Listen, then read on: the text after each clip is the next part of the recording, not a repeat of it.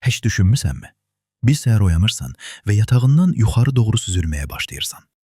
Heç bir qanadın yoxdur, amma uçursan.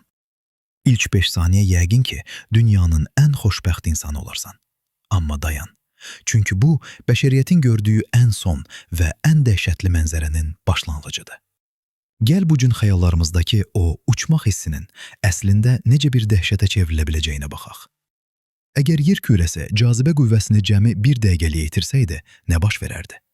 Bilirsən, bizi yerdə saxlayan şey cazibədir. Bəs bizi kosmosun dərinliklərinə fırlatmayan nədir? Yer öz oxu ətrafında saatda 1600 kilometr sürətlə fırlanır. Cazibə itdiyi an, sən sanki sürətlə gedən bir karuseldən kəmərin qırılmış kimi kosmosa doğru fırladılacaqsan.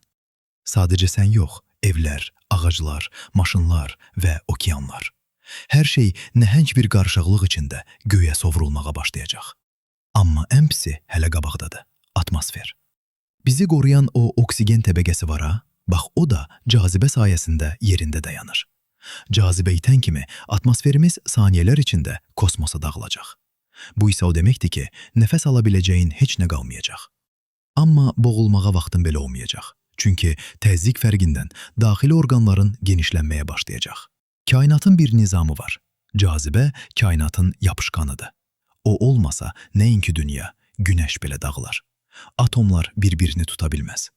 Yer kürəsi cazibəni itirsə, okeanlar nəhəng su kütlələri kimi havada asılı qalar. Daxili nüvəmizdəki o nəhəng təzyiq isə dünyanı daxildən partladar. Yer kürəsi sanki bir nar kimi göy üzündə parça-parça olar. Bəs bu niyə baş vermir? Çünki gravitasiya kainatın ən zəif, amma ən sadiq qüvvəsidir. O, səni, məni və hər bir atomu sevgi ilə yerə bağlayır. Bugün ayaqların yerə dəyirsə, bugün bir stəkan suyu masanın üzərinə qoya bilirsənsə, buna görə kainatın o gizli kodlarına təşəkkür etməlisən. Biz çox kövrək bir tarazlığın üzərində yaşayırıq. Həyatın dəyərini bil, çünki səni bu dünyaya bağlayan sadəcə fizika deyil, həm də o görünməz məna telləridir.